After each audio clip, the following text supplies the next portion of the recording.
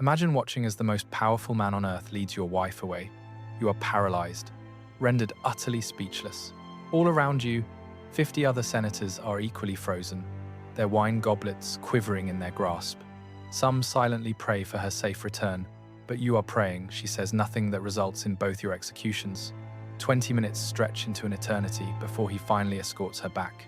He does not simply return her to your side.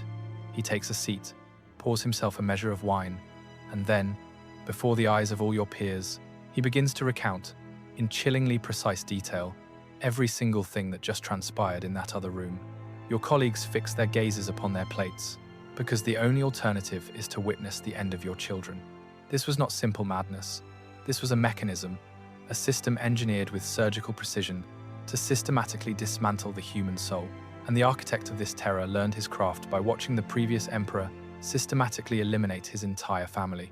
His name was Caligula, and his legacy in Rome is a chapter of dark history so profoundly disturbing, so methodically malevolent, that 2,000 years on, we are still grappling with how a single human being could orchestrate such a sophisticated level of psychological warfare.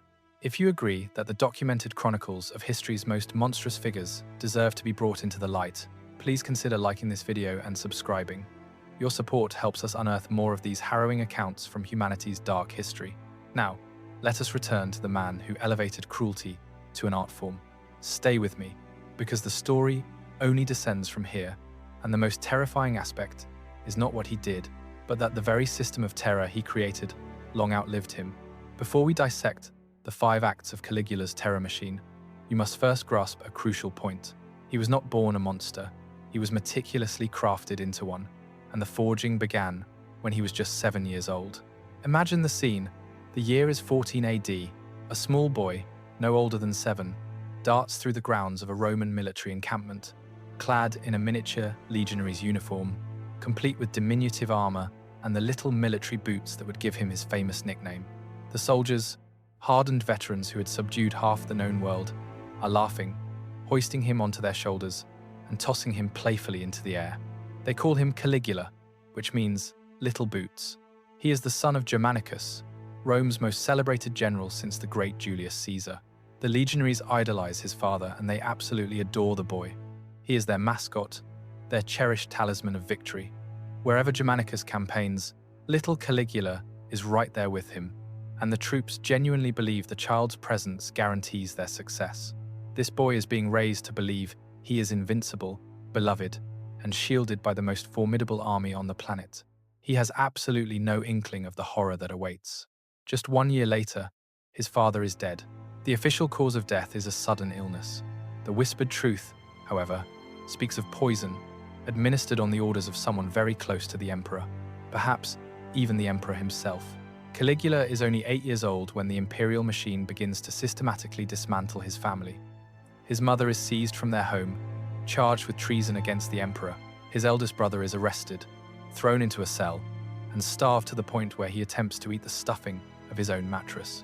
His second brother is banished to a remote island, where he is tormented by his guards until, in desperation, he takes his own life by smashing his head against a stone wall.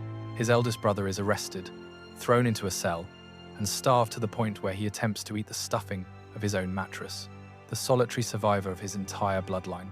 And then, the imperial summons arrives. Emperor Tiberius wishes to see him. He is summoned to Capri, a breathtakingly beautiful island off the Italian coast. Tiberius has transformed it into his personal fortress, a remote bastion far from the prying eyes of Rome and the Senate, far from anyone who might dare to object to his activities. The ancient historians, men like Suetonius and Tacitus, who were writing within living memory of these events, paint Capri as a veritable house of horrors. Tiberius has descended into paranoia and debauchery, surrounding himself with astrologers and sycophants, inventing ever more elaborate cruelties simply to stave off his own boredom. And into this toxic den walks the teenage Caligula, fully aware that he is facing the man who orchestrated the destruction of his entire family. Every soul in the court knows the truth, yet he cannot betray it with so much as a whisper. A single misplaced glance, a fleeting shadow of sorrow, a flicker of rage, and his life is forfeit. So he does more than endure. He thrives in the shadows. The historian Suetonius penned a truly chilling observation. inventing ever more elaborate cruelties simply to stave off his own boredom. And into this toxic den walks the teenage Caligula, fully aware that he is facing the man who orchestrated the destruction of his entire family. He molds himself into the perfect reflection of Tiberius's desires, compliant, amusing, and utterly non-threatening. For 6 long years, he maintains this flawless masquerade, and then, in the year 37 AD, Tiberius dies. Some whispers suggest natural causes, but darker rumors claim Caligula himself hastened the end with a pillow. He begins to recount, in chillingly precise detail, every single thing that just transpired in that other room. Your colleagues fix their gazes upon their plates. The people believe they are welcoming the heir of the cherished Germanicus. They are utterly oblivious that they have just enthroned a man who spent 6 years studying how to deconstruct a person's soul under the tutelage of the greatest monster in Roman history. For a brief 7 months, a golden age seems to dawn, but then a severe illness strikes him down. The man who emerges from the fever is not the same one who succumbed to it. The secrets of those delirious days are lost to time, but when Caligula recovered, something fundamental within him had fractured, and Rome was about to be plunged into a new chapter of its dark history, What follows is not the chaos of random violence. It is far from the mere ravings of a lunatic. Caligula constructed a deliberate system, 5 calculated acts of psychological warfare, each engineered to dismantle a specific pillar of the human spirit. The truly horrifying aspect is its cold, methodical precision. Allow me to reveal the blueprint. Act 1 of his machine, the sister goddess. Caligula had 3 sisters, yet one, Drusilla, held a unique place. Ancient accounts allege their bond transgressed boundaries that even the notoriously liberal society of Rome found deeply unsettling. Whether these whispers of an unnatural union were truth or slander, the crucial fact is that the populace believed them. Something fundamental within him had fractured, and Rome was about to be plunged into a new chapter of its dark history, What follows is not the chaos of random violence. It is far from the mere ravings of a lunatic. Caligula constructed a deliberate system, 5 calculated acts of psychological warfare, each engineered to dismantle a specific pillar of the human spirit. He begins to recount, in chillingly precise detail, every single thing that just transpired in that other room. Your colleagues fix their gazes upon their plates. It is far from the mere ravings of a lunatic. Caligula constructed a deliberate system, 5 calculated acts of psychological warfare, each engineered to dismantle a specific pillar of the human spirit. It was now a capital offense to bathe. It was now a capital offense to share a meal with one's own family. Let that sink in. For weeks on end, it is far from the mere ravings of a lunatic. Caligula constructed a deliberate system, 5 calculated acts of psychological warfare, each engineered to dismantle a specific pillar of the human spirit. Do you dare to laugh? Or do you punish them for the crime of being a child? Every flicker of happiness became a gamble with death. He was forcing Rome to internalize his own suffering by sheer force of will. He was discovering that he could legislate emotion, outlaw happiness, and make his internal torment the reality for every single citizen.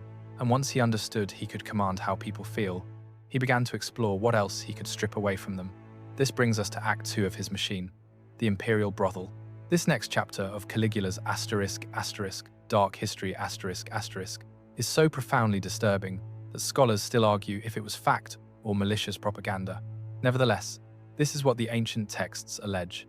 Caligula established a house of ill repute within the sacred walls of the imperial palace, not for his own pleasure, but as a public enterprise. And its staff was not composed of common streetwalkers, but by the sons and daughters of Rome's most distinguished families, the aristocracy, the children of senators, the very people who governed provinces and led armies. He dispatched heralds into the city streets to publicly proclaim the price list, with different fees for married women versus the unmarried, and premium rates for the virgin daughters of senatorial rank. And here is the detail that elevates this act to a unique level of cruelty. He purportedly maintained meticulous ledgers, detailed records, with names, dates, and transactions. It was the bureaucratic documentation of human degradation. Consider the psychological devastation this would inflict. And here is the detail that elevates this act to a unique level of cruelty. He purportedly maintained meticulous ledgers, detailed records, With names, your family name is your entire identity. Yet now your daughter's name is plastered on street corners, marketed like common chattel. Her name is entered into a public ledger, a record of her shame, and you are utterly powerless to stop it, for the only alternative is death. He isn't merely seizing their bodies. He's systematically dismantling the one thing the Roman elite prized above life itself: their honor. Their legacy, their very name, is being tarnished. But Caligula isn't finished, for he's discovered a profound truth. Public degradation is a potent weapon. Yet, he uncovers something far more destructive: private violation before a captive audience. This brings us to Act 3 of his cruel machine, the banquet of predation. Imagine the scene once more, but now with the chilling context. You are at an imperial feast, seated beside your wife. Surrounding you are 50, perhaps 100 other senators and their spouses. The wine everyone sips tastes of pure dread. Caligula rises, and the room falls deathly silent. He glides slowly between the tables, his gaze passing over the women, a cold, appraising stare. He is selecting his prey, and then he stops at your table. His eyes fall upon your wife. He scrutinizes her as one would inspect livestock before a purchase, examining her teeth, her hair, the very curve of her form. He asks no permission, offers no word, and doesn't even grant you the courtesy of acknowledging your existence. He simply takes her by the hand and leads her from the room. You remain seated, frozen. The man beside you stares intently into his goblet of wine. The entire room engages in a silent conspiracy of denial, because every soul there knows the truth, simply could not let it rest. Each day brought fresh taunts, new forms of mockery, and one specific detail from this chapter of dark history perfectly illustrates just how commonplace his cruelty had become. So you sit, you drink, you wait. 20 minutes pass, then 30. The conversation around you is a fragile, hollow thing. Someone attempts a joke. The sound withers and dies in the suffocating silence. At last, he returns with her. She takes her seat, her eyes fixed on anything but you. But then, he also sits. He doesn't depart. He remains, positioning himself before all of your peers, your allies, your rivals, and begins to recount what has just transpired in cold, clinical, and graphic detail. He is grading her performance, drawing comparisons to the wives of other senators, cracking lewd jokes, and you are forced to smile. But then, he also sits. He doesn't depart. He remains, positioning himself before all of your peers, your allies. He is methodically annihilating you, erasing everything that defines you as a man in Roman society, your capacity to protect your family, your authority, your very dignity. You must laugh along with his jests. You must nod, as if this grotesque display is perfectly normal. This chapter of Rome's dark history, reveals he isn't just assaulting your wife, he's stripping it all away in full view of everyone who matters in your world. And tomorrow, you're expected to return and smile at these very same faces. He isn't merely breaking individuals, he is shredding the very social fabric of the elite, forcing everyone into a state of complicity. He makes each person a spectator to the humiliation of their peers. But this is only Act 3. What follows is a descent into a horror so profound that modern psychologists have studied it. It stands as a textbook case of systematic psychological torment, born from Caligula's realization that one bond surpasses even that of marriage, the sacred tie between a parent and their child. This is Act 4 of his machine, the grieving father. The events that follow are almost unbearable to recount. If you need a moment, please take it. I would understand completely. Caligula starts ordering executions not for treason or any committed crime, but simply out of boredom or momentary irritation, or perhaps out of a perverse curiosity to see what would happen, and in doing so, he devises a new, monstrous protocol for these occasions. If he condemned a man's son to death, the father was required to attend, not from a distance, but up close, in the front row. This is the detail that elevates it from mere cruelty into a system of pure torture. The historian Suetonius documents a particular incident that lays bare the true horror of this dark history, A father is made to watch the execution of his own son. Then, that very same evening, with his son's body barely cold, Caligula summons the grieving father to the imperial palace for dinner. The father is seated at Caligula's table, and the emperor just observes him, studying his face as if conducting some twisted psychological experiment. He's searching for any sign of tears, a flicker of grief, any trace of pain, because if the man shows even a hint of emotion, Caligula will know his spirit isn't completely crushed, that a fragment of his humanity remains left to obliterate. So, the father remains seated, consuming a meal he cannot taste, engaging in small talk that never reaches his ears, all while his son's body grows cold in some back alley, and the very man who ordered the execution scrutinizes his every expression for his own sick amusement. This is beyond taking a child. This is stealing the fundamental right to mourn. He is transforming the most profound human connection that between a parent and child into a wellspring of terror rather than solace. Because now, to love someone is to hand him a weapon to use against you. The deeper your affection, the greater your vulnerability, and the more exquisite the pain he can inflict. He is making love itself a liability. And the very man who ordered the execution scrutinizes his every expression for his own sick amusement. This is beyond taking a child. This is stealing the fundamental right to mourn. He is transforming the most profound human connection that between a parent and child into a wellspring of terror rather than solace. Because now, to love someone is to hand him a weapon to use against you. The deeper your affection, the greater your vulnerability, and the more exquisite the pain he can inflict. He is making love itself a liability, a soldier, the wrong man entirely. His name was Cassius Chaerea, a high-ranking officer in the Praetorian Guard, the emperor's own elite bodyguards.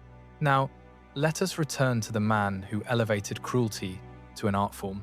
Stay with me, because the story only descends from here, and the most terrifying aspect is not what he did, and the very man who ordered the execution scrutinizes his every expression for his own sick amusement. This is beyond taking a child. This is stealing the fundamental right to mourn. Simply could not let it rest. Each day brought fresh taunts, new forms of mockery, and one specific detail from this chapter of dark history perfectly illustrates just how commonplace his cruelty had become. Whenever it was Chaerea's duty to request the daily password, a standard military protocol performed. Before all the other guards, Caligula would give him passwords, like Venus's or Priapus, intentionally effeminate or lewd terms designed to make the other soldiers snicker. This continued day after day, week after week. To Caligula, it was nothing more than disposable humor, forgotten in an instant. But for Chaerea, each jibe was another drop of poison. You see, Caligula had made a profound miscalculation. Senators could be broken because they clung to life. They had families, vast estates, and legacies they were desperate to protect. They could rationalize their own survival. But Chaerea was a soldier, a man forged in violence, who stood beside the emperor, day in and day out with a sword at his hip. And Caligula had just taught him a fatal lesson, that a life under this emperor's rule was no life at all. Caligula had grown so confident in his system of fear, so utterly convinced that terror would always triumph. A play was scheduled to begin in just a few hours. Around noon, he decided to depart through a narrow, subterranean corridor, yet it would forever alter the course of Roman dark history. And the aftermath would unveil something even more unsettling than anything Caligula himself did in life. On January 24th, 41 AD, Caligula was attending the theatre. He was in high spirits, having spent the day organizing games and various performances. A man forged in violence, who stood beside the emperor, day in and day out with a sword at his hip, and Caligula had just taught him a fatal lesson, a passageway linking the theatre directly to the imperial palace. It was a dimly lit, claustrophobic tunnel, flanked by rough-hewn stone walls on either side. The conspirators were lying in wait. As Caligula approached, Chaerea stepped forward. This was a routine maneuver. Guards frequently checked in with the emperor. He requested the password for the day, and Caligula, completely oblivious and utterly secure in his perceived invincibility,